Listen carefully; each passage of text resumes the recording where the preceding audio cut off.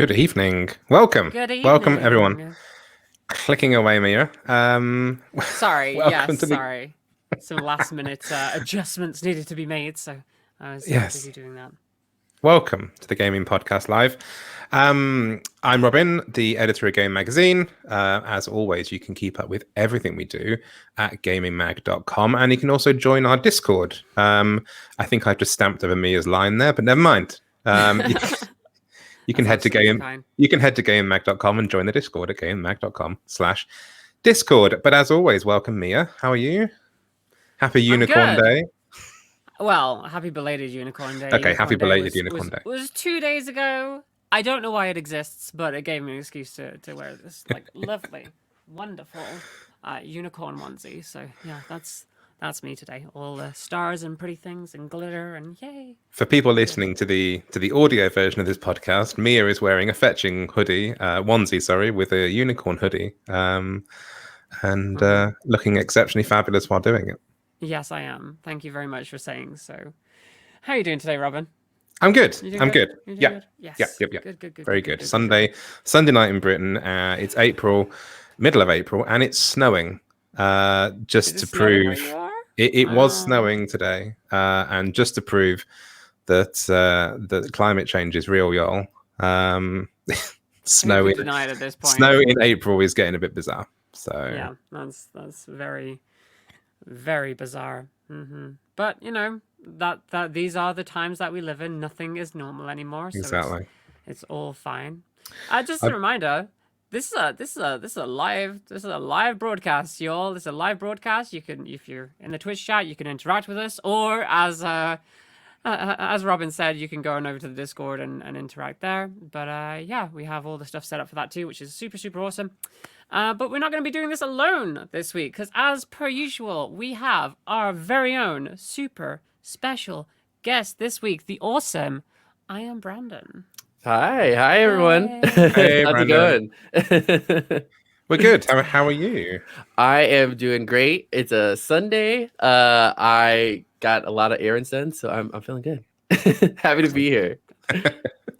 How are things where you live at the moment? Whereabouts? You're Chicago, aren't you? Yeah, I'm in Chicago. Yeah. Right now it's actually it's been raining the past few days, but now the sun's finally come out, so I think that's why another reason I'm in a good mood. So yeah. I feel great. No snow there, then. No snow. Oh, Chicago. No snow. We had it a few weeks ago. I'm glad it's gone. Hopefully we don't have any more.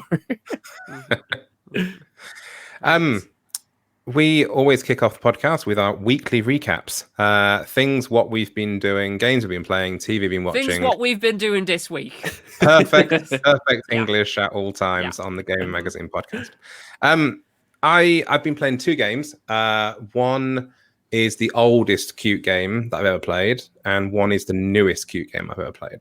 So the oldest cute game that I ever played was Animal Crossing. I've been back on Animal Crossing. Regular listeners of the podcast will know my fickle relationship with Animal Crossing and how I can go months ignoring the bastards, and then I get back on there and sort of play with them a little bit. And they all complain about me being away, but fuck them. But I can't. I'm afraid to bring this up on a podcast, really. It's a couple of days too early. I can't actually talk about what I was doing on Animal Crossing. I was doing a secret, super special thing on Animal Crossing that'll all become very apparent on Tuesday afternoon. Interesting. I know that they announced the Build-A-Bear stuff recently. I'm assuming it has nothing to do with that. I'm just going to try and probe you for information that you can't necessarily give.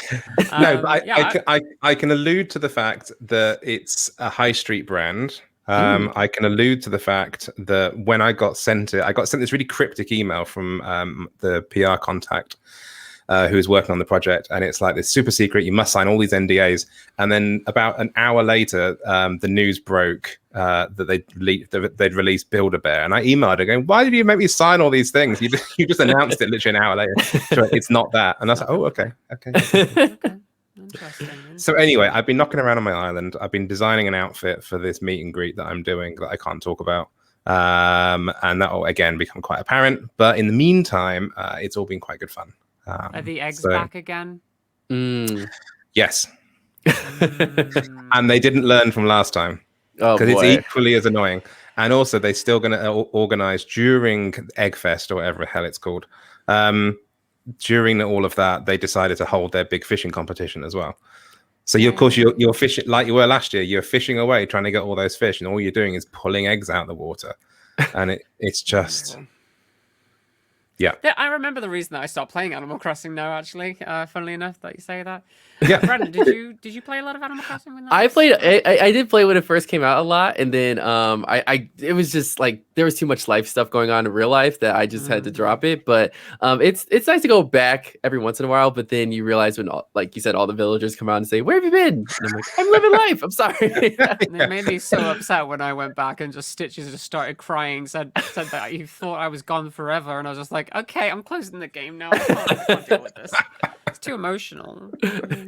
I got one of my islanders, and I can't get rid of them. I keep beating with a stick and everything, and they will not go. But literally everyone else, when I got back, they were like, "Oh my god, where have you been? We love you, we missed you." And this one was like, "I thought you were ignoring me," and it's like, "Well, I am. Go away."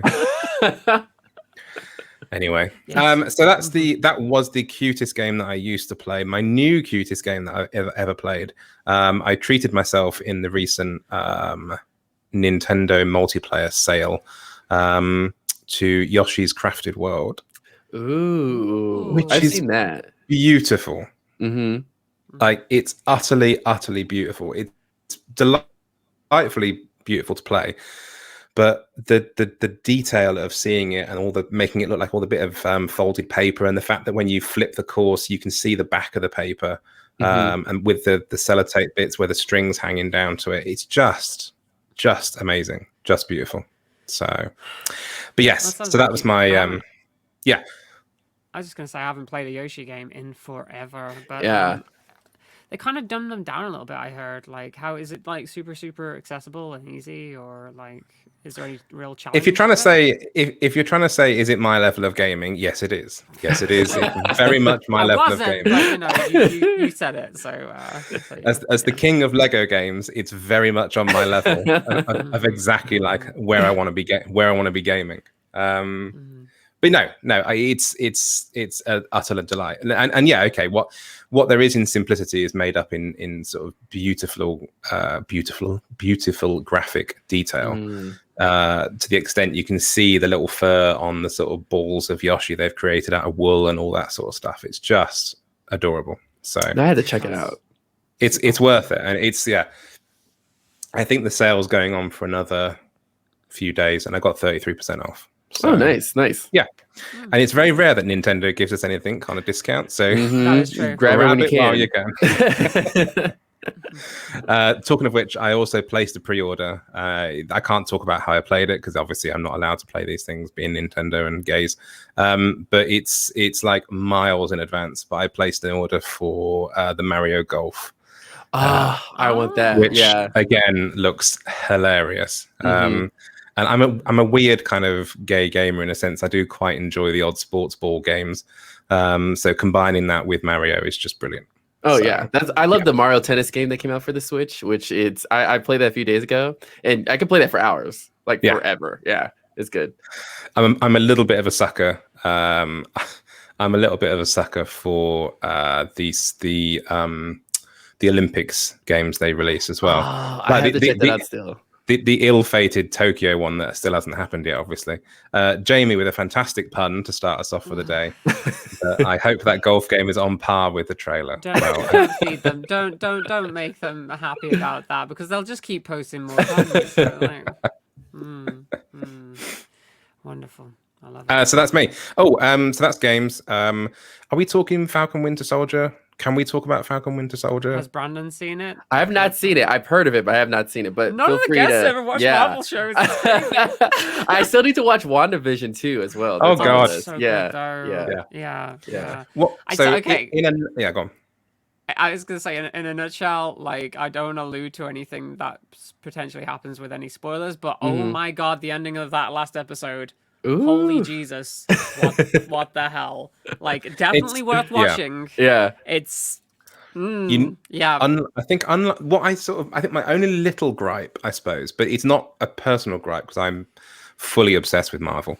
But I think the accessibility of it is possibly a little bit too tricky, because I think WandaVision you could get away with and just watching a standalone. Like, friends of mine have never seen any of the Marvel movies. They still got hooked into it. But this one, you need to know your Captain. You need to know your Captain America films. You need to know your Marvel films. You've got to have known Civil War and Winter Soldier film specifically. So it's required reading. It's more than Easter eggs. There's some genuine sort of plot points that just won't make sense. And there's like 6 episodes too of it, right? Yeah, 6 episodes, 50 minutes or so. I think WandaVision was like 30 minutes, which was a bit disappointing because you're just getting into it, then they knock it on the head. But this was like 50 minutes, 6 episodes. So I'm enjoying both.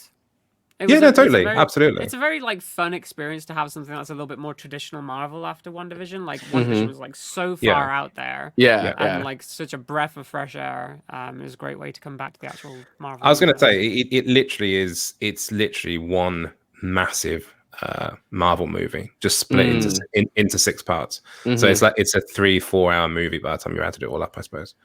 Which is so basically the Snyder cut of the Justice League. I still need to see that. Vastly more entertaining. Yeah, it's real good.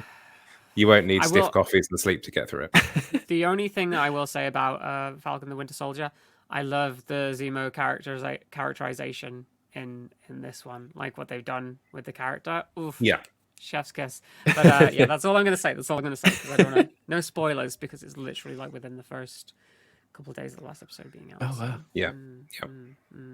And there's a lot in there. Mia, what have you been up to? What's your weekly recap? What have I been up to? Oh god, all sorts. What have I been up to? Well, I was playing a lot of Monster Hunter Rise because I've been a good person that occasionally works with Nintendo, and they sent me the Switch, didn't they? Nice. So yeah, it's fantastic game. I love it. And I'm not saying that because they sent me a Switch. I actually genuinely infused by it. Hashtag ad.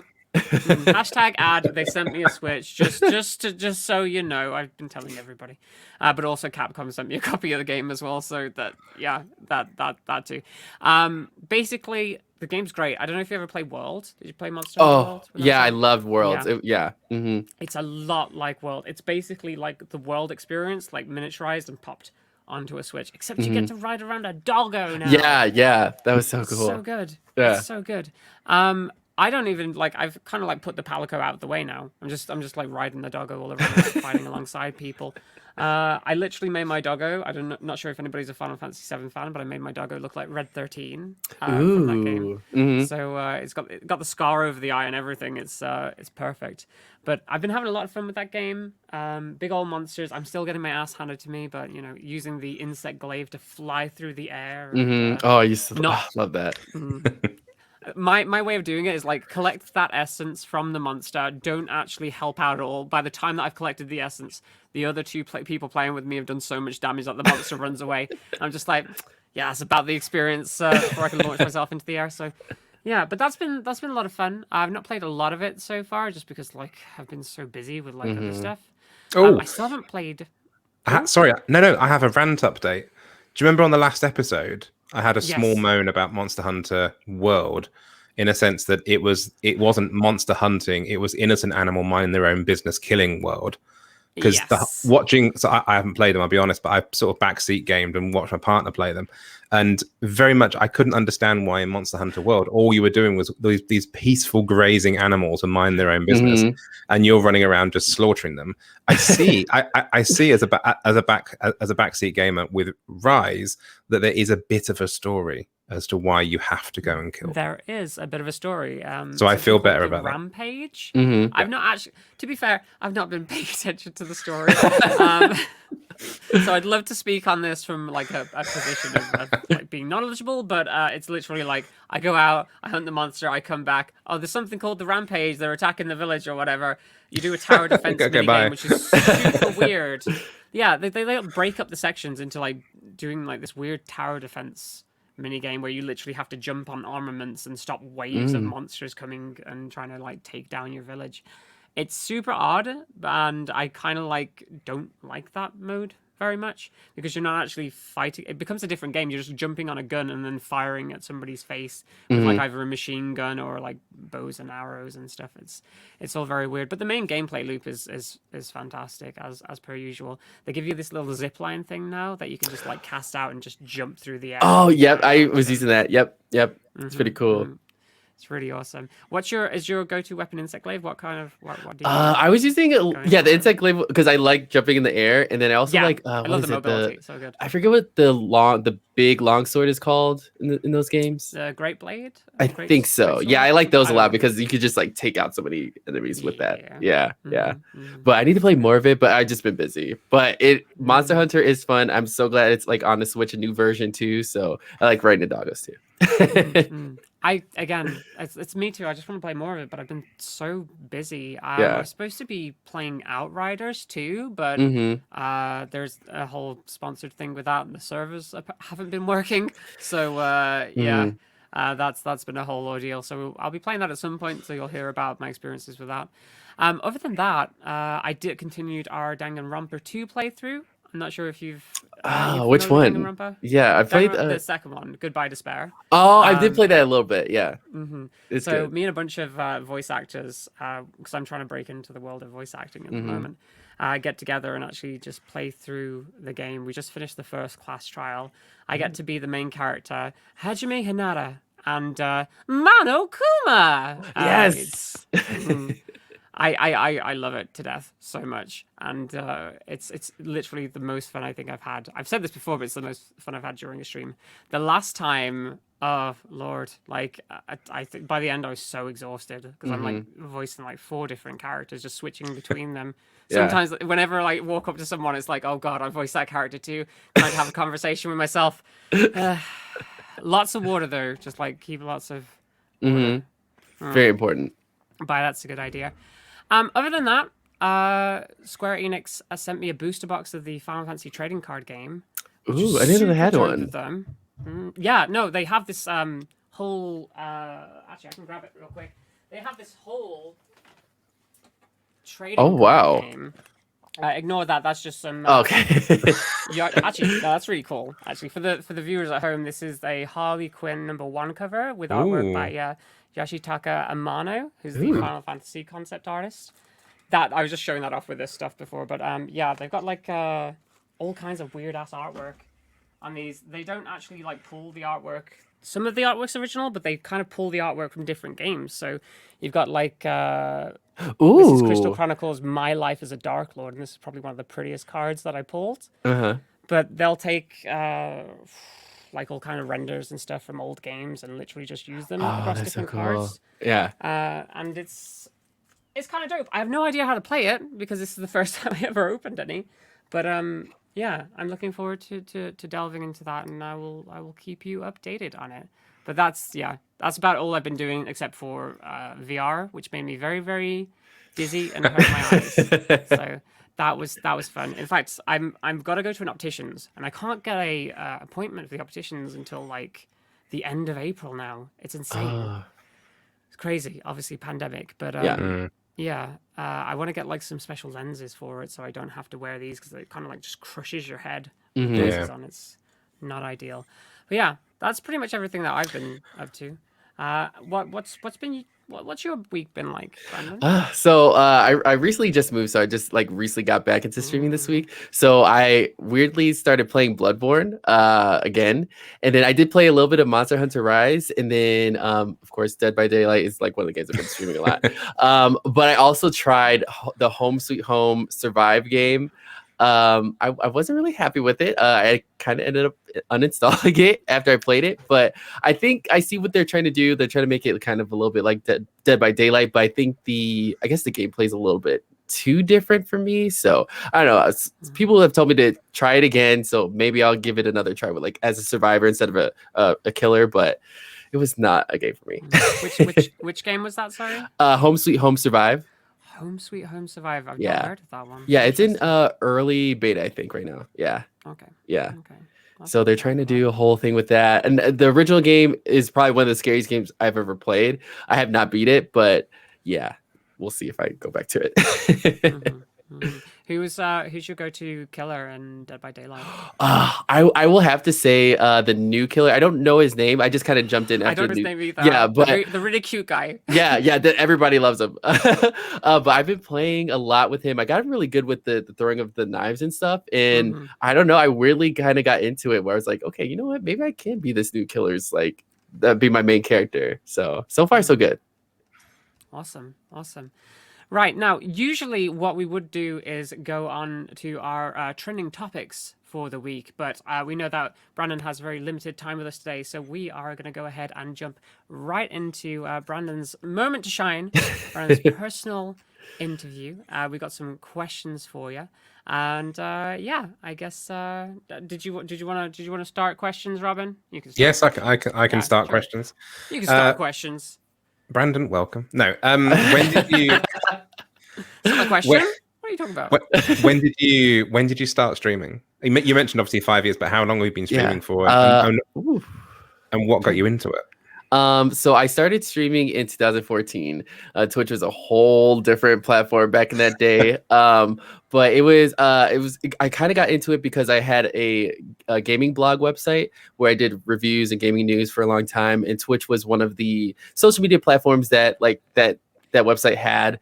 And one of the people who I was working with wanted to stream on Twitch just to kind of promote the website. And then he started to see a little bit of channel growth and kind of wanted to start his own personal channel. So that left the channel not having anybody to stream on it. So since I was the owner or the editor-in-chief at the time, I decided, you know what, let me stream on this platform. Let's see what it's like. And I slowly but surely got into just like seeing how Twitch was and building a community and connecting with people all over the world who I never would have had the opportunity if I didn't do Twitch.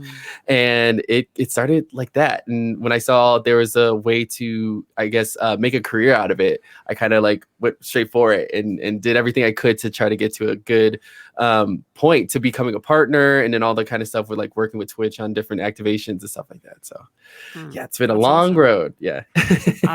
I definitely, obviously your growth has been like substantial and amazing to see, especially Thank you. Recently with you getting your accolades and all of this. Absolutely fantastic to see. What is it about your stream that you think like keeps people like coming back? Like, I honestly think it's mainly because I have a really good connection with my audience and the people who watch, and it's just like having friends. I feel like it's a way of having friends in high school where we talk about just things that we used to like cartoons and different things and different video games, because I started streaming on Twitch playing Resident Evil, and like the oldest Resident Evil game, the very first one. So that's how I kind of connected with a lot of people who were around my age. And just like, I don't know, I'm very okay with making fun of myself, so a lot of my stream is making fun of myself and just the different situations that happen. And it just rarely happens. I'll play a game and there's like a glitch that happens, and I don't know, it's a joke comes out of it. So someone this week was giving a compliment, which I was really happy to hear, saying that they liked the way that I have a really good comedic timing, which I never thought about that, but things just happen. I just improvise really quickly, and I try to make things funny, and I think that's why people like come back, because they don't know what I'm gonna say, but it's like at least gonna make you laugh and have a good time. Yeah. That's awesome. What types of games do you play on stream mainly?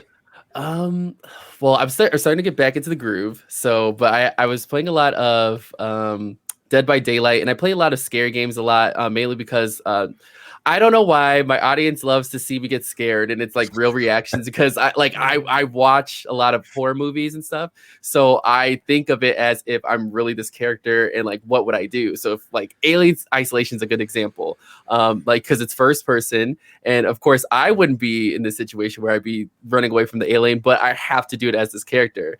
So it's really entertaining to watch, because it's just like me reacting to what would actually happen to me through this character of a video game, but just bad stuff happens, and I just, I suffer through it for the audience, So a lot of scary games are some of the my favorites.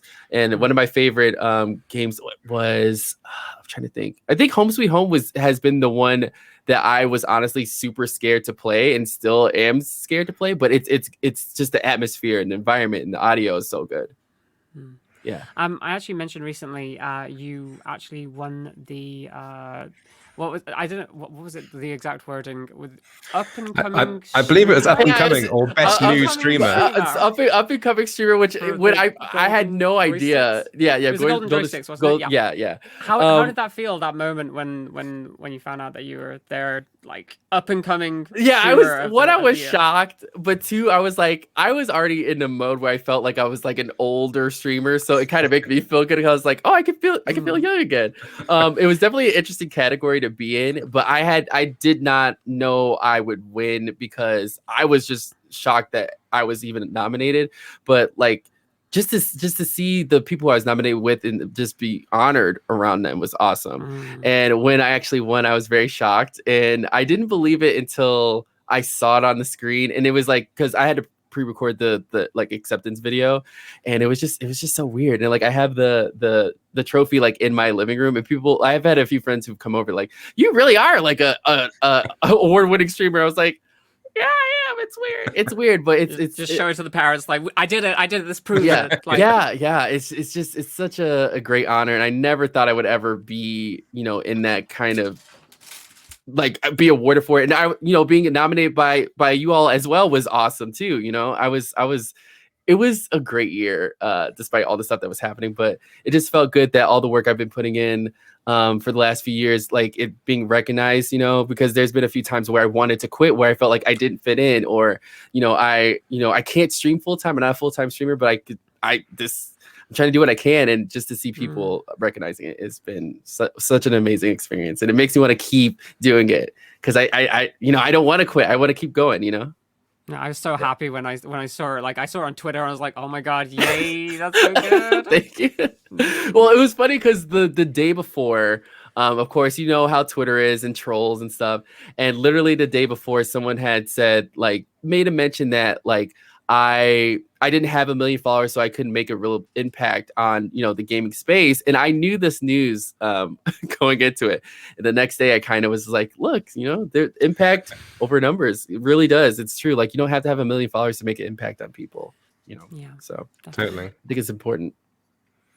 Totally, because who knows where those 1 million followers would come from? Yeah. It could be 1 million followers of absolute toxic nonsense. Exactly. You're not making any difference to anyone. Yeah, we exactly. won't name any streamers that we might have those opinions on, but yeah, definitely. No. You mentioned about horror streaming. What is it? I mean, you obviously mentioned the sort of like the jump scares and stuff, but what on a deeper level, that there are more. I've talked about this all the time. There are hundreds of fabulous sort of drag streamers out there that play horror games. Yeah. What is it more than just the sort of the screaming reactions that why people actually play horror games on stream? I think honestly, I feel it's like the feeling of the adrenaline rush, and like the feeling of scared is not always the best, but you kind of have a way to control it because you're playing a game. You're not really experiencing it in real life, but it's just like, if the story is really good, and then if you can get a really good environment that makes you really scared, that's what causes really good reactions, because people are seeing these images that are making them scared. That's why I continue to play them, and I shouldn't be, because my poor heart's probably gonna take out soon. But I think it's mainly because the fear and the adrenaline rush that you get from playing these games, it just really makes you excited, and it just like keeps you going. It keeps you awake. If that makes sense, yeah. And also, sort of on the back of all of that, you actually run an annual scare-a-thon. Yeah. Tell me about that. When did it start? What's it about? I got really inspired just by seeing other streamers doing, different charity things, and I wanted to kind of do one, but in my own way. And the only way I thought would be good was playing scare games, because I felt like, people get scared, and viewers like to watch people get scared, and let's try to mix that up into a charity event. It sounded really weird, but I came up with the concept. But we started 3 years ago, and it was with the Breast Cancer Foundation. And we kind of went from different organizations from that. And we started working with St. Jude very closely. So now we do it 2 times a year. And it's really cool to get a lot of different streamers from all sorts of backgrounds together, because my dream was to always showcase so many different streamers from different backgrounds that we don't always get to see on Twitch like that. Like, especially like on the front page, we don't get to see a lot of diversity and just different backgrounds. And we have raised like $100,000 over the last 3 years, and we're going into the next one next month. And I'm just really excited to do it again, because I'm going to be in this space where I feel free, and I can actually like not worry about neighbors freaking out because I'm screaming at the cocktail party. That's been one of my biggest issues with the last place I lived in, is because I was, pretty loud at night.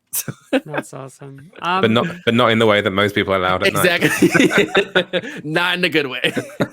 Just screaming about horror games instead. Yeah. Oh, awesome. I will say that you mentioned earlier that like you have a strong sense of community with your followers and the people who watch your stream.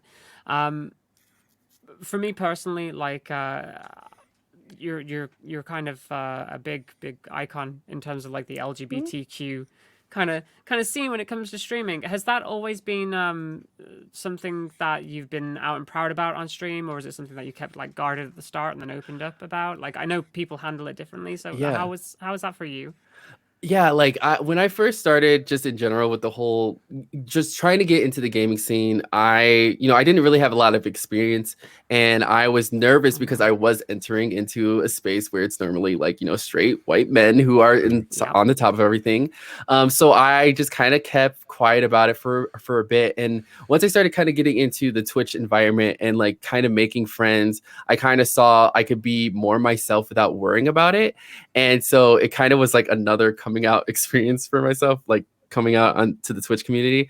But as soon as I did that, I felt my streams changed in a way where I felt like I was being more authentic, being myself. So I wasn't kind of hiding who I was and just like going for it. And I've always wanted to just like be in this space where, we always see the same people, and we see, it's straight dominated usually. And I wanted to kind of make a mark where it's like, like I'm Black, I'm gay. We all have a space to be here. And if I will fight how hard as if I have to, just to have the next person who comes behind me not have to struggle so hard just to be seen. And it's been so beautiful to see, like in the last few years of like the LGBT community, like coming so far on Twitch, where it's like there's a community there. Because when I first started, there was not anything like that, and I didn't know or see anybody like myself. So it's just been really awesome to see like so many faces and so many different people from different backgrounds, that it's taught me how to be a better person and a better streamer as well. It's a beautiful experience, which I've been happy to be a part of. So I definitely think there's something to be said about like that normalization of just like LGBT content creators and like bringing all those people together. Something I actually noticed recently, a massive probable step for, again, normalization.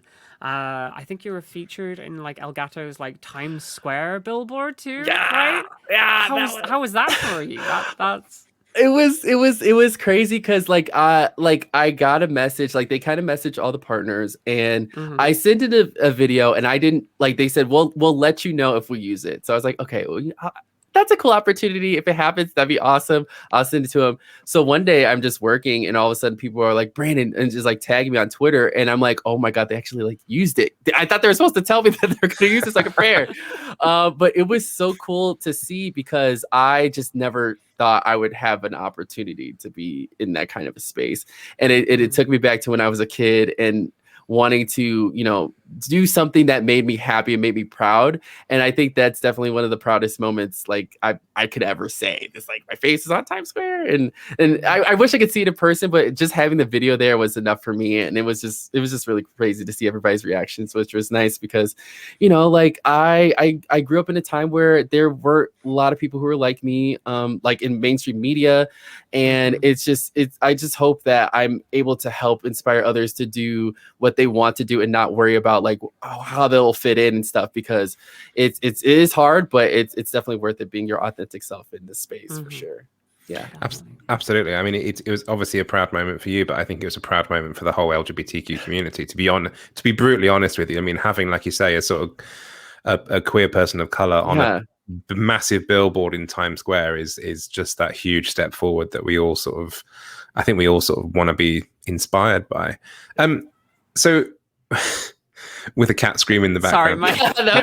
my cat has just ate and decided, I'm going to start randomly screaming. This is the perfect time.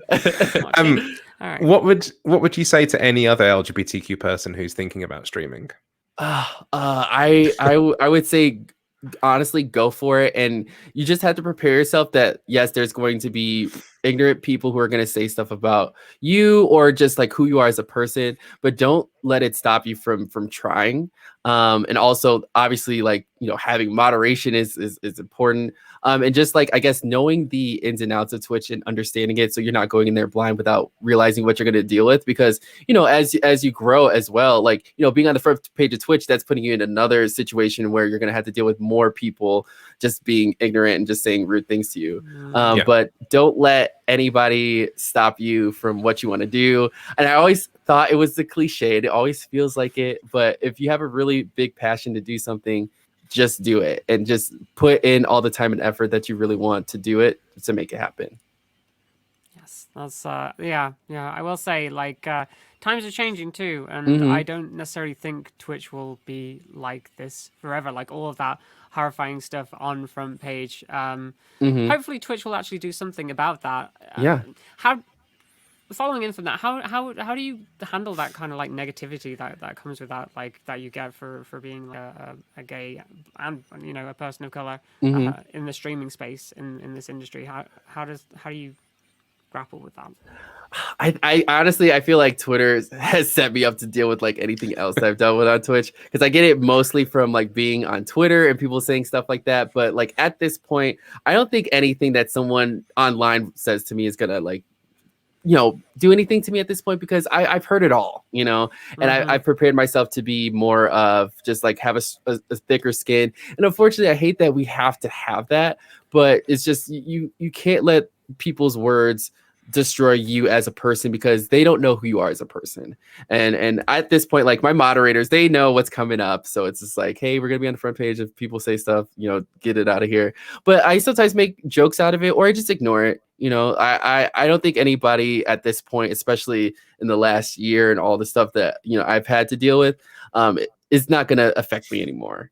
I've had some really crazy situations online, but I think I've become a stronger person. I've learned the tools to help me get through it mentally, and then like physically not get too flustered about it.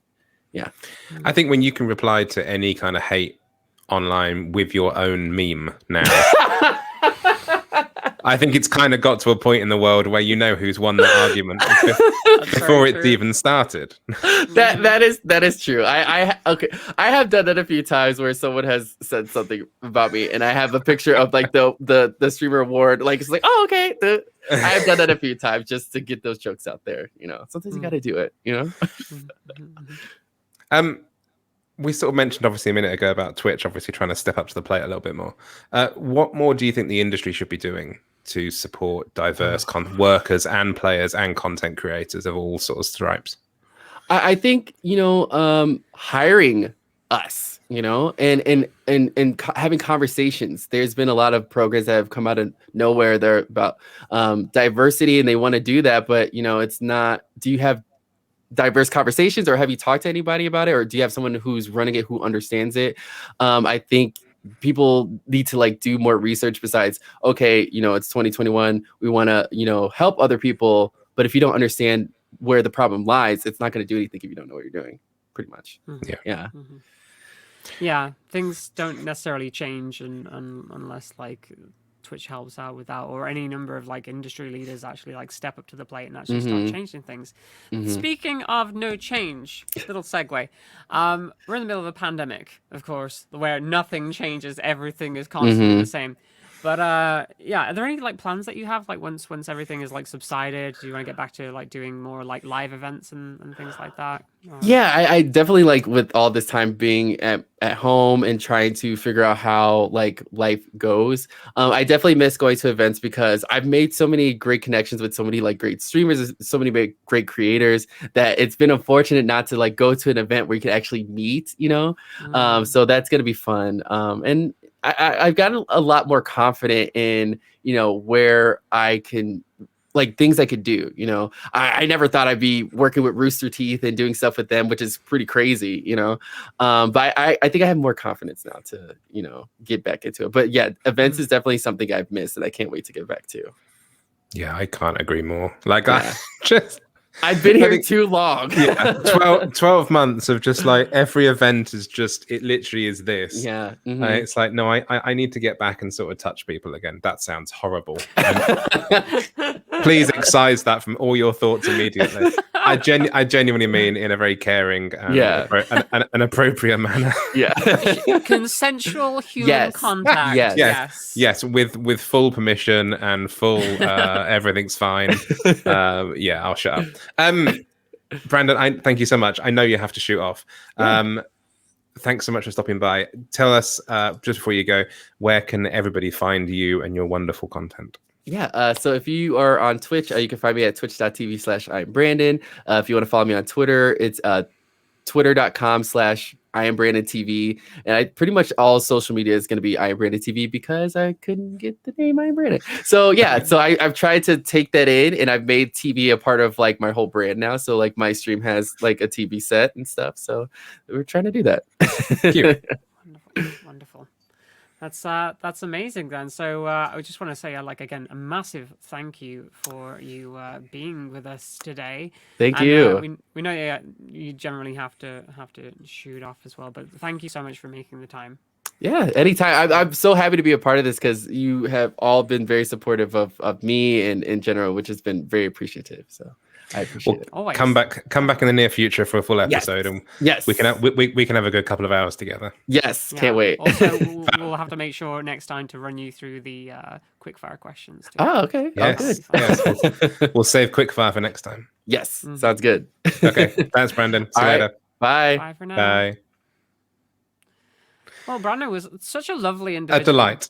Yeah, absolutely. But the podcast is not over. Usually at this point we'd be like, okay, bye everybody, but we're doing this a little bit out of order today. Yep. So instead, we're gonna switch into our. We're gonna go into our topics, our weekly topics, our hot topics, so to speak.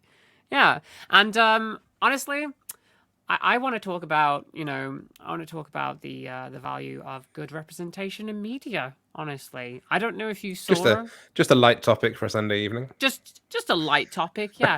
I don't know if you saw the tweet that Star Wars put out. I know that Gayming magazine wrote an article about it. Do you know the one in question that I'm talking about, where they're celebrating Trans Day of visibility? That is exactly what I'm trying to find. You obviously have caught me unprepared. I should have had a link ready.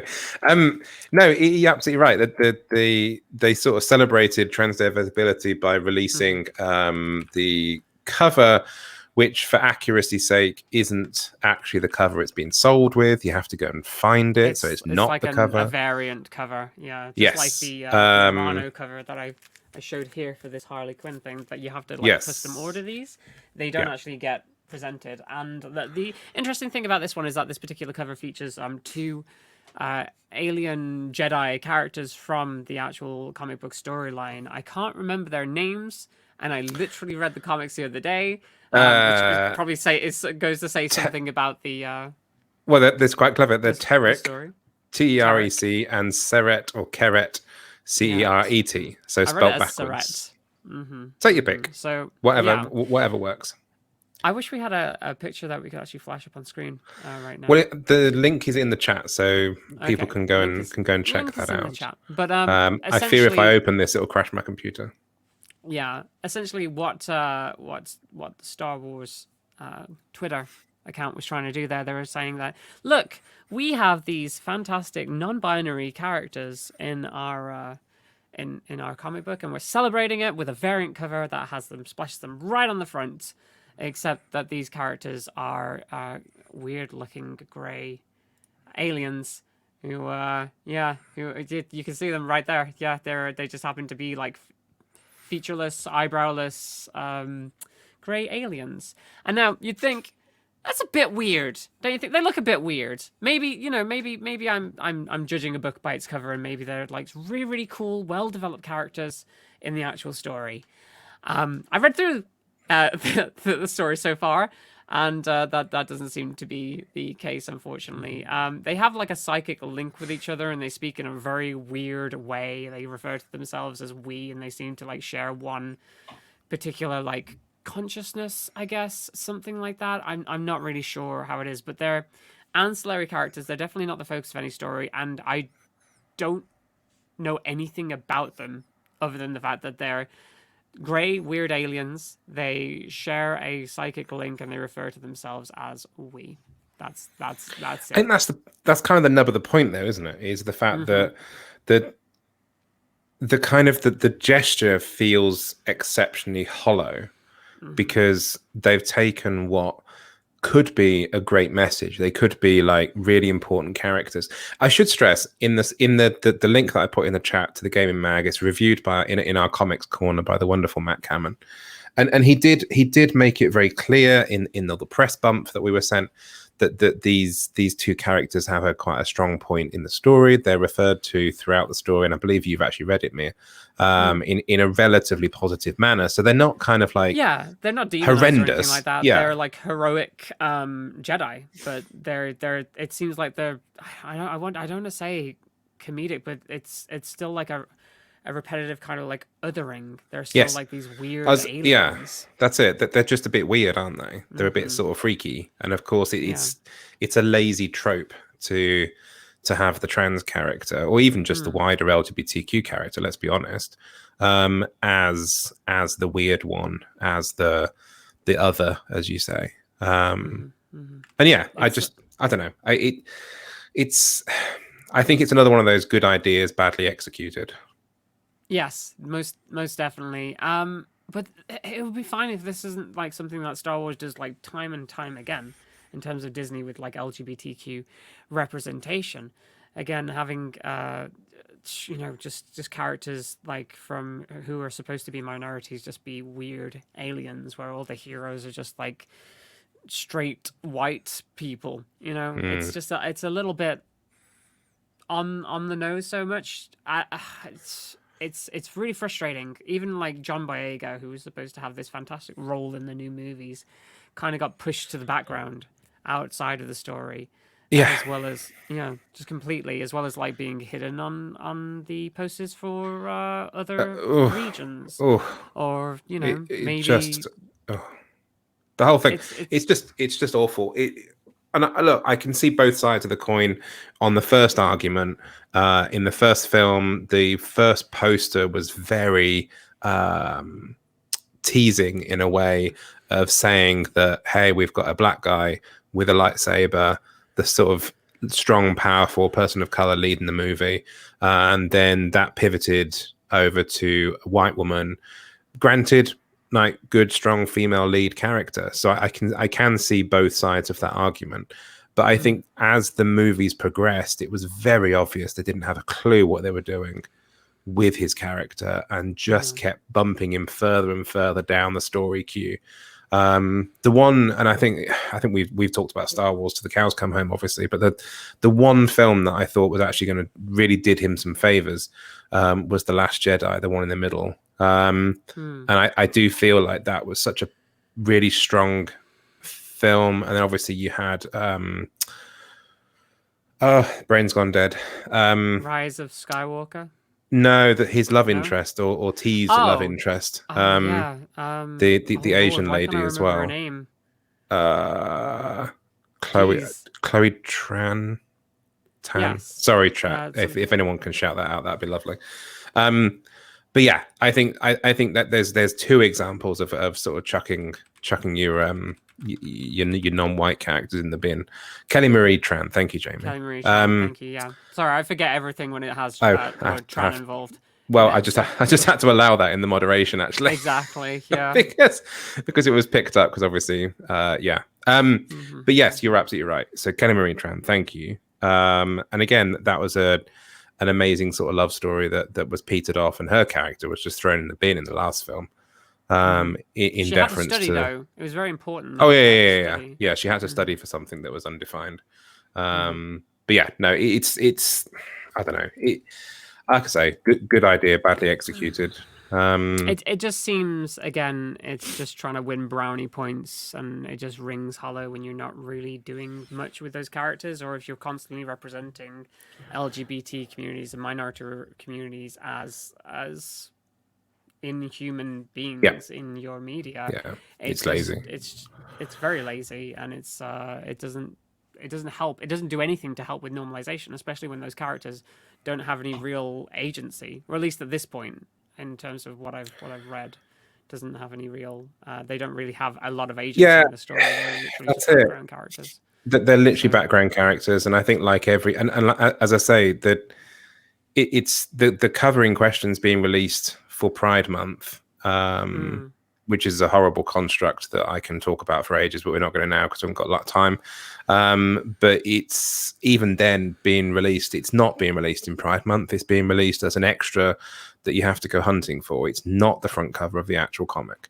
So it's again, it's not even. It's lip service. It's the most lip service thing you've ever seen. That undoubtedly can be excised, ready for it to be sold in Asian markets or Russian markets or wherever. I mean, it's a little bit early to tell as well, because there's literally been like four or five issues out at this point, and they haven't exactly gotten a lot of development as characters. I have several problems with that story from the point of a Star Wars fan anyway, but just in general, like, maybe benefit of the doubt further down the line, maybe it'll be a little bit better. Maybe they'll have like some super cool storylines, and they'll be the focus of certain storylines. But again, at this point, but even with that, it's still the whole othering thing, with the whole inhuman aspect of marginalizing.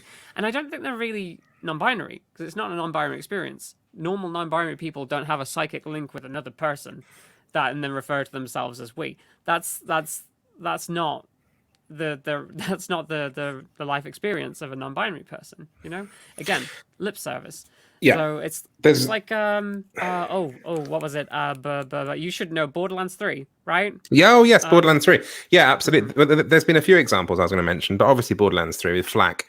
Flak, by all accounts, is a sentient robot life form, but hasn't got a gender construct because he's a robot. Sorry, I've just said he. They are a robot. They're a robot. And they use they them pronouns. And it's down to the reading of the character. If you read it in a way that you want to read it, and you clock that they're using they them pronouns, and you make the decision then binary, fine. But genuinely, as a sort of a non emotional, what's the phrase? You know what I mean? Non kind of gender influenced character thing. He's a robot. They're a robot. Yeah. And it's and it doesn't have a massive impact on, again, representing a typical person who happens to be non-binary. And I love the character Flak. Amazing character, voiced by Prosy. Fantastic human being. But in terms of like actually being good representation, it's not necessarily good representation. It's a step, but it's not exactly what people make it out to be. It's like their lord is like, oh, it's this amazing thing, when it's not. It's literally, you could do so much more. Yeah, if that was in any other game, I would suggest that it was lazy writing to force a bit of representation in. But because it's in Borderlands, with a huge amount of representation anyway, I don't actually get too upset over it. But I can think of other examples. Yeah. I can't name them off the top of my head, but I know there are other examples out there where people have used robots or machines to sort of portray non-binary, and that's just lazy. Definitely, like with Warframe. So I play a lot of Warframe. I know the people over at DE. But they brought out a Warframe called Zaku with like an X at the start, and this Warframe had they them pronouns, which is and it was like, oh yeah, the pronouns are they them. Make sure that you use they them pronouns, and it doesn't kind of like hit the right way because it's not real non-binary representation, because the concept is it's multiple Warframes that have been fused together, and a Warframe isn't necessarily like a real being. Essentially, it's more of a tool that you take control of. It's like a flesh mech that you take control of, and then used to like fight with. It's like saying that ship over there, it's not a she ship. It's made from multiple parts from different ships, so it has they them pronouns. It has that much impact. There's no agency, there's no character there in terms of a representation. Now, granted, they have done like other fantastic stuff as well, and I don't think they were trying to push it as like a representation thing. I don't think they ever said that. But I've heard people arguing, oh yeah, that's positive representation. No, it's not. No. It's not positive representation. Something like the character of Ticker in that game, who is, for all appearances, looks like a male character, but has she, her pronouns and is rather effeminate in the way that they talk and do things.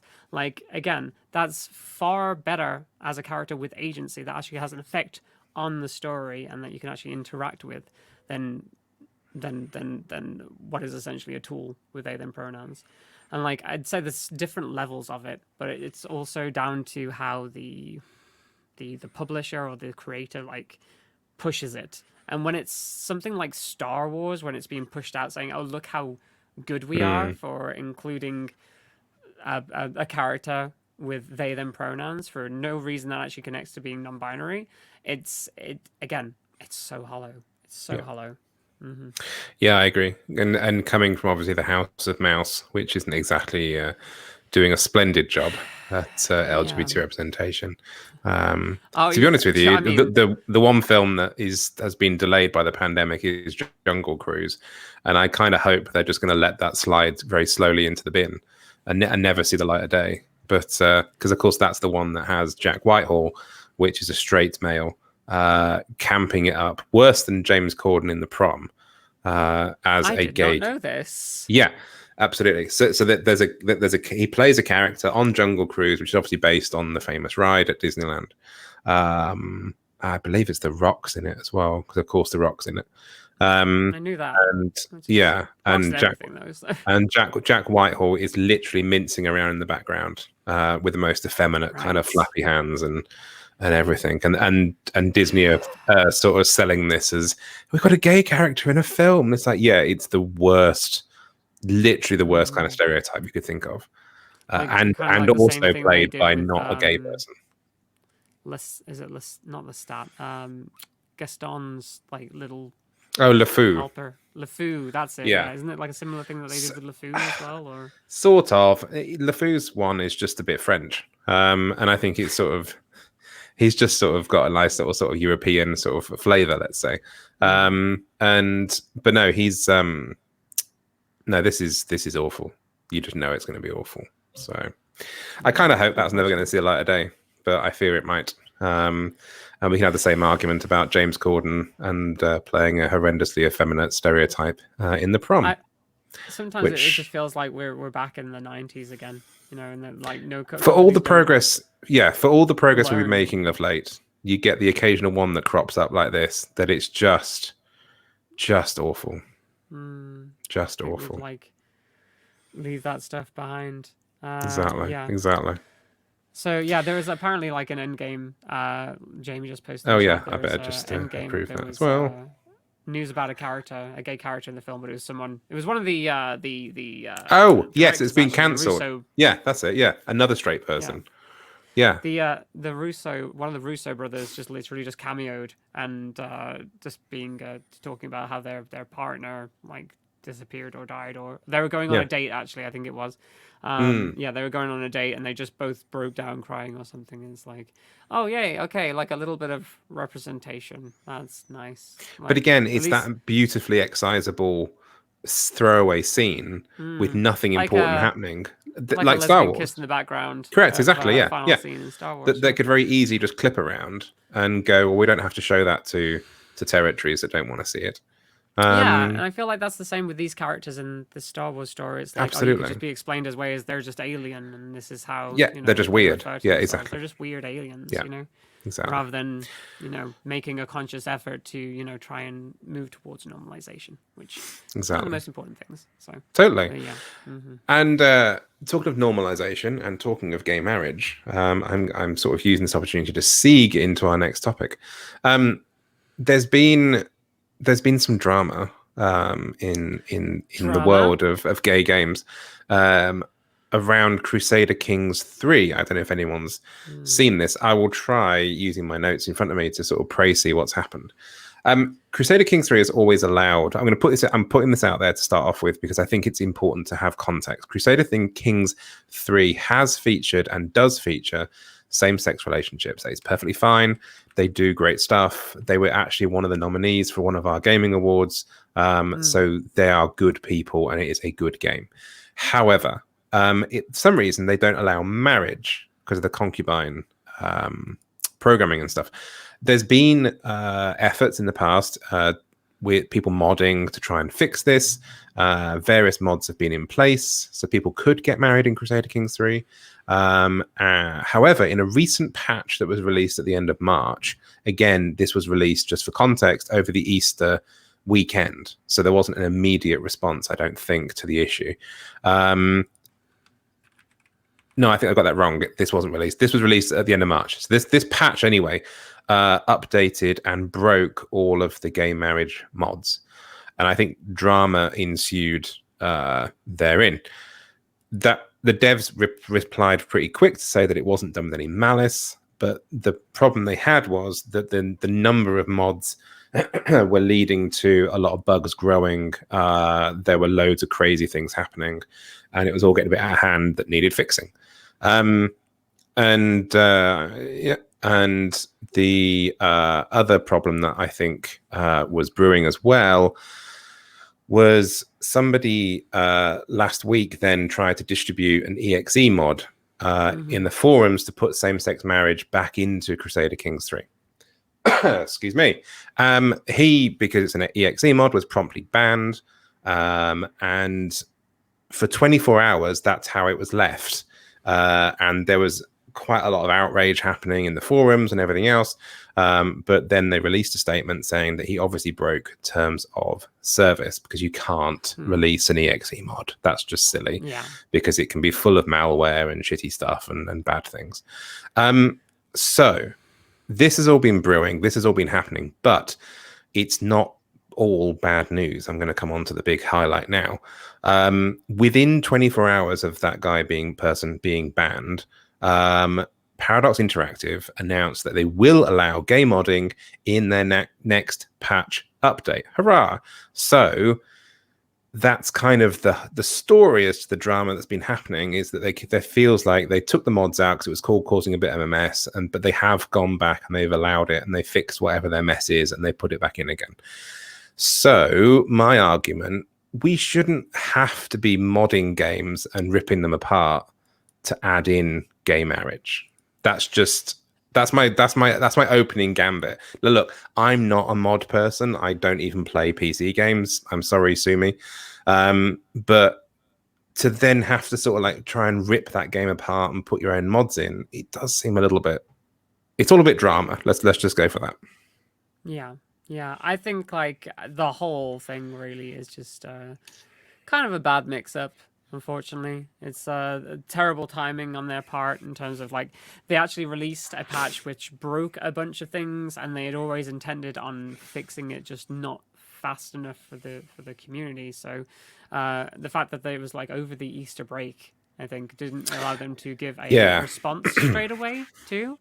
So people were just left like coming up with their own wild kind of crazy theories, which is kind of a bit weird considering how progressive that Paradox. Absolutely, I just think it was an interesting sort of bit of drama that escalated because I don't think they got the communication of it all right. I think if they'd have put the message out to everybody saying, "Hey, we've got to get rid of these mods. They're causing ridiculously stupid things to happen. The game is now at risk. Let's get rid of everything." Yeah, but don't worry. In a month's time, on the next patch or whenever it's coming out, we'll have fixed it. You can have all your mods back. We just need this time to reset. So it would be nice, like, to see more games like actually just including equal footing when it comes to like relationships and gay marriage and things like that. There was the whole rigmarole with Mass Effect back when that came out too. It's in terms of, a lot of the female characters are dateable, but a lot of the male characters aren't dateable. You can't date certain characters until like the third game, and even then some characters have like set genders that you can date. Just let everybody date everybody else. Why not? At this point, I think that was the point, isn't it? Is that it's the game itself. You could romance, you can have same-sex relationships, but they just didn't. I don't understand the mechanics of it, but they didn't. The concubine protocols, or whatever they're called in the posh sort of terms of getting married, they just hadn't built that bit for same-sex marriage. I just find that a bit weird. Is it like I don't know. It's weird because like considering I would like to say maybe there's some kind of something to do with historical accuracy, but then again there's been like there's a lot of that on, yeah whenever, so that doesn't really track. But I can't really think why they wouldn't have done it in the first place. It just seems like a no-brainer. It sounded quite similar to Assassin's Creed. I'm going to get this wrong, so I'm not going to try. But one of the recent Assassin's Creeds, Odyssey, I think it might have been, where you can do all the gay relationships, all the lesbian relationships, and the same-sex relationships you want, all the way through the whole game, until they released a DLC which involved having a child, and it was at whatever point your character was at, having whatever romances. Just because they couldn't be bothered to program more options and make the story work, they literally forced you back into the closet to go and have a straight relationship, to have a child. And I just think it's those sort of moments of like, you're doing really well. It's a bit like Star Wars covers. You're doing really well, but then you get to that execution point and it just falls over. Hence why people mod, and I get it. And so I think one of my sort of things that I've always been sort of fascinated about, and we ran this story on Gayming Mag a few months ago now, the best LGBT mods you can have in games. Some of them are hilarious. Some of them are absolutely hilarious. There's a lot of pride flag mods out there. Stardew Valley. Did you see the Among Us mods that people were putting in? People were putting like trans scarves in Among Us and stuff like that. It's hilarious. Super cute. Yeah. The Stardew Valley's just got pride flags. Batman can get a rainbow cape on one of the Batman trilogies. You can craft pride flags in Fallout. My favorite one on that list, I have to admit, is the "Move, I'm Gay" one from Skyrim, which is just a pleasure. Just to replace the first Rodar, or whenever you push, whenever you go past someone, you can just yell at them, "Move, I'm gay," which is precious. But no. So that I just wondered if we had any thoughts about other games that had good gay mods in. I like nothing really like springs to mind. I know that they did, again, mentioning like Mass Effect, that they modded those out to actually allow same-sex relationships. But I kind of wanted to gauge your reaction to what happened with Cyberpunk. Again, the dreaded Cyberpunk. We have to. I don't really want to delve back into this, but the idea of the female character in that, whose name I forget, who's she's not straight, and I forget her name. I'm not sure if it was Ash or something like that, or she's like the mechanic, I believe. Judy, thank you, Judy. Yeah. So Judy, is I believe a lesbian character, and you can't date them as the male characters. And then it came out later that there were people modding the ability for male characters to sleep with Judy. Of course, they were the game. It to the point where like the animations are breaking because it doesn't work together, And I wanted to like talk about like how that's kind of different in general. I wanted to get your kind of take on that first, and then I wanted to go into, for the people who might be thinking, well, you just said it was fine to like mod straight characters as being in gay relationships. Why is the other way around not fine? I'll explain in a second, but I wanted to get your take on that. It's the same argument that applies to racism, that it only goes one way. You can't be racist towards white people, because any kind of ism or any kind of phobia relies on there being a subservient or a subclass in their people's brains that you have to sort of poop down on. And that's kind of, for me, it's like, I always think that the reason we mod games, or the reason as we've just sat here and talked about, like games that you can't have gay marriage, games that you mod to achieve equality. You mod to achieve because there's a vacuum. Lack of Exactly, representation, totally, absolutely. So to mod to basically steal one of our characters going in the other direction is like just every other character throughout all of gaming has been made for guys. Yeah. And so then, we get one thing that's made for the LGBTQ community, and they still go and try and steal it back. And to the point, as you say, that it just breaks everything. That's my sort of thought. Is that it's about we only do it to achieve equality or to have a load of fun, like when somebody swapped the body shells of Batman and Catwoman and the Batman sort of wandering around feeling his oats was just that's amazing. Just funny, that's just amazing. You got to have that. Yeah, I definitely echo what you were putting down for that. I was literally about to go into the same thing. When I actually saw that, I was just really, really straight people. I literally tweeted, really straight people. Is this what we're doing now? It's like, you can't just let us have one thing, can you? It's absolutely ridiculous. I don't know. Of course not. And it's just, it is, as you say, it's straight people. And it's that whole, and I apologize to any straight people listening, because you've obviously got good taste because you're here listening to this. But to the majority of straight people. Not all straight people, but some straight people definitely have entitlement issues and think that everything should be made for them. Literally, and it's every argument that's ever existed. If a POC community has something, I'm going to be really contentious. The POC community, the ballroom scene in New York City, came up with a whole raft of language that's now being co-opted by straight white teenagers screaming their heads off at Drag Race. Work, serve, or hunty, all those words grew out of the ballroom scene. And that was a predominantly POC space, and that now they've bled out into society, and now you have sort of 14-year-old straight white girls screaming at drag concerts, and yeah, that's appropriation, and I think it is a case of appropriation. It just leaves a bad taste in your mouth, doesn't it? It's just like, I hate the idea of that. And is it just like another subset of like ignorance being allowed to fester, and just like being told, hey, this you're kind of like taking that away from what it was supposed to be, and you're like reframing it as something that it's not, which is like detrimental to its purpose in the first place. These things mean something to someone. Yeah. And you're kind of taking that and just stamping all over it. Yeah. A very meaningful gesture, and you've just sort of ripped that away. It does seem a little bit harsh. It's really sad. But again, like, I'd say not everybody, but keep in mind, like, again, that position of what is available to people, and what was the purpose it was made for, and try and be respectful of that. Yeah. Trying to finish on a happy note, because this is a shit place to leave the end of a podcast.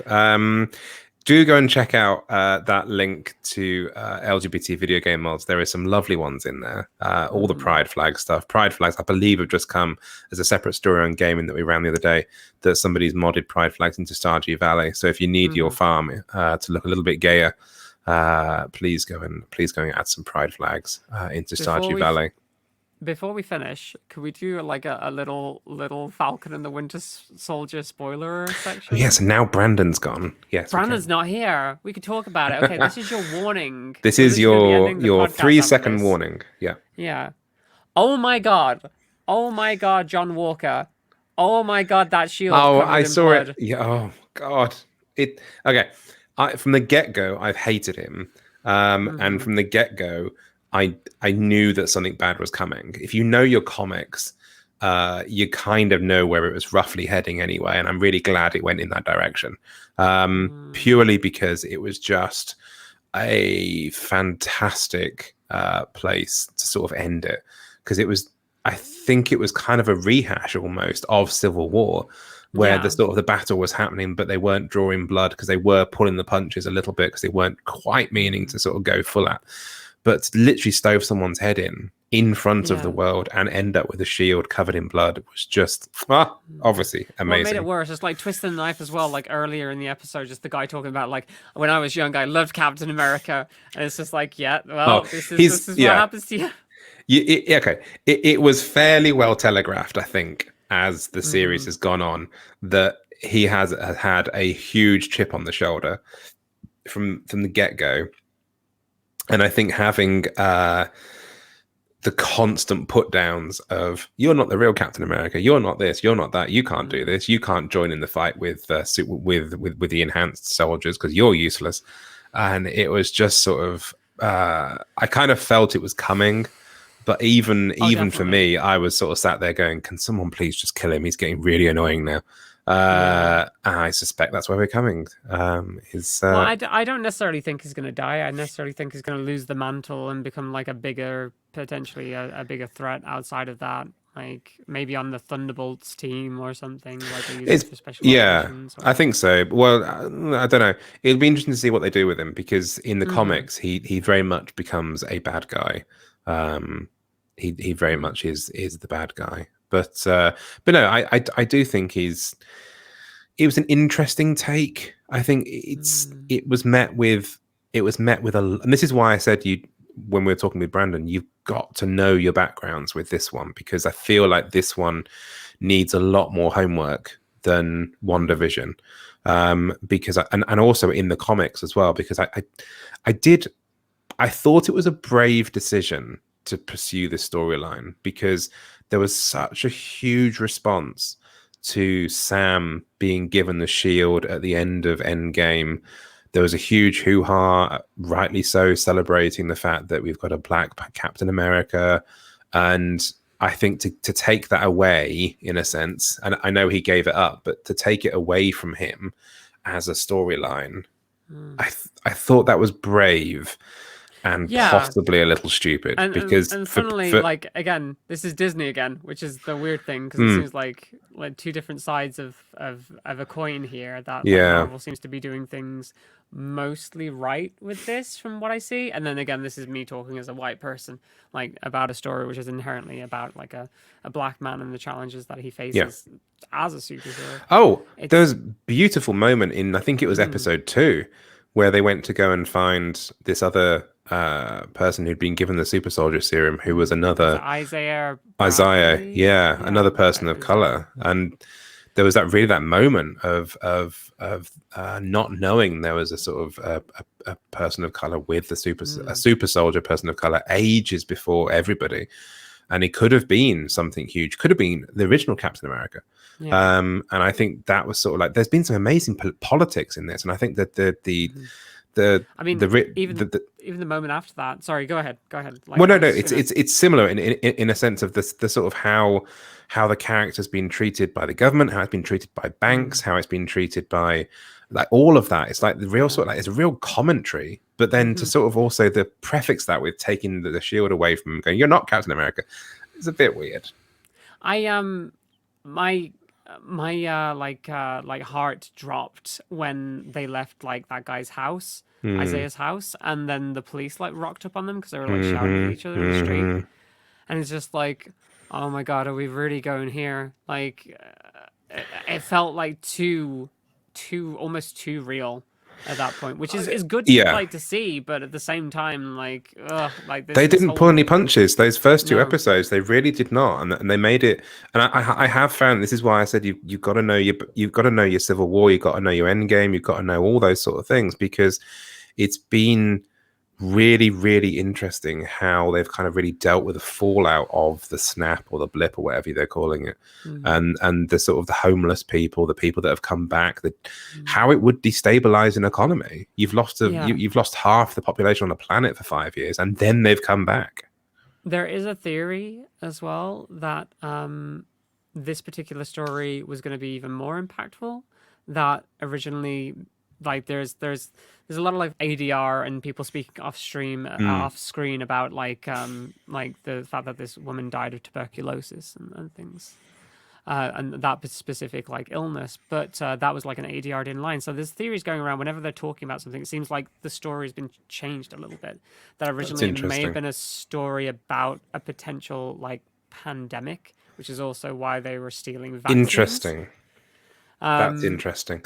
I remember watching that scene about sort of having a whole load of vaccines being stolen. I was like, oh, that's a bit on the nose.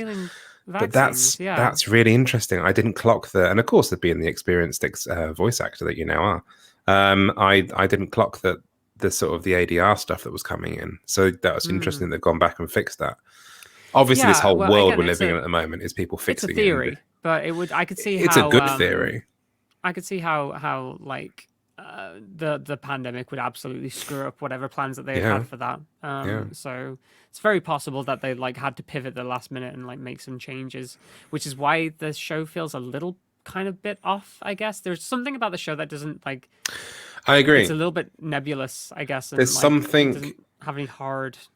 Like, I think it's another show that's taken out of sequence now as well, because by now, even by WandaVision, we should have had Scarlet Witch, and we should have had something. The Eternals, even I think, should have been out by now. So I think they've had to.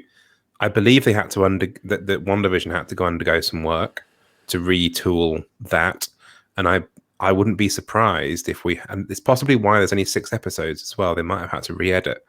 They probably had to sort of fiddle around with the show a little bit as well, because it's beautiful, by the way. And I've just forgotten the name, even though it's really exciting. We finally got to see the wonderful Asian city that the name suddenly just literally escapes me. It begins with an M, I think. Not Mordor. That's a different one. Definitely not Mordor. Whatever. But Madripoor. Madripoor. That's the one. Yeah. It's close. Mordor. Madripoor. That's it. And it's there you go. Beat you to it, Jamie. And that's X-Men. That whole thing is X-Men. They haven't been able to use it in up until now, but it's got a huge tie-in with X-Men. And I'm curious. I really am. I just wonder if there's going to be something coming at the end of this that might just start to sort of tease. Maybe. We thought that about WandaVision as well, and that never happened either. So, well, you got an X-Man, but it wasn't an X-Man, but it was a little nudge, wink, wink. It was Ralph Boner. What the? Ralph Boner. Yeah. Oh, Lord. Yeah. I will say though, just as a follow up to what you said, like how the whole idea of them taking the shield away from like as a decision, taking the shield away from Sam or having Sam give it up, as part of the story. I really think that's kind of like the point though. That like throughout this, you're kind of seeing Sam prove that he is the ideal. Yes. Oh, absolutely. America. Yeah, you know how this is going to end. You know this is going to be the big reveal of him in his Captain America suit and with a shield and everything else. You know that's going to happen. But and you're right. I think under the right circumstances, I'm sitting here sort of going, I know exactly why they did it, and it is good that it wasn't taken away. Sam declined it basically. Yeah, gave it up and then got screwed over, which is great social commentary. Totally, so I think there's a lot of purpose there. I do just empathize with some people on social media who were a little bit sort of disheartened by that. So I get it, but I think there's certainly a bigger story at play. So. But that's also the thing you got to remember with these streaming like shows, for instance. You can't really like judge it in isolation, one episode. You have to like look at it from the point of view of an entire story. You know? Absolutely. Totally agree. Absolutely. That's the end of our podcast. That is the end of our podcast. That is the end of our podcast. One today. Bit of an unusual. It's nice to rip up the rules occasionally. Thank you to iamBrandon. Obviously, we had his pleasure of his company in the first half of the episode. Thank you, Mia, as always, for being here with me. That was a good podcast. I enjoyed it. Yeah, just as a reminder, if you want to stay up to date with everything gaming in the world of gaming, you can go to gaymingmag.com. And you can also join the Discord over at gaymingmag.com/Discord, hang out, talk about, all the cool things. I've been Meerbyte. I'm Meerbyte on, here on Twitch and across social media. I do all sorts of things, but you know where to find me. But yeah, that is the end of the podcast. And I've had a fantastic time. I reckon you've had a fantastic time as well, right, Robin? It was a fantastic time. It was a fantastic time. Okay. And until next time, do we have a guest set for next time yet? Yeah, it's in the script. We do. Yes. Is it? 'Cause I can't see that. Oh you? wait, there's a whole blank page down there. That's Okay. why. Thanks for that. That'd be why. Yeah, we go. Yes. Okay. So next week, this is news to me because obviously I didn't see this in the script, so I just thought it was blank. In 2 weeks' time, we will be back with another super special guest, the one and only, the amazing, personal favorite, Sedi. Wonderful, wonderful Sedi. Yeah. So make sure all the way you from are Malaysia. here for that. Yes, all the way from Malaysia. Yeah. It's going to be a lot of fun, and I hope you Yeah. can join us then. But until next time. We will see you soon. See you soon. See you soon. Okay. Soon. I'm very tired. All right. Good night, everybody. Goodbye, everybody. Bye. See you Bye. for now. Bye.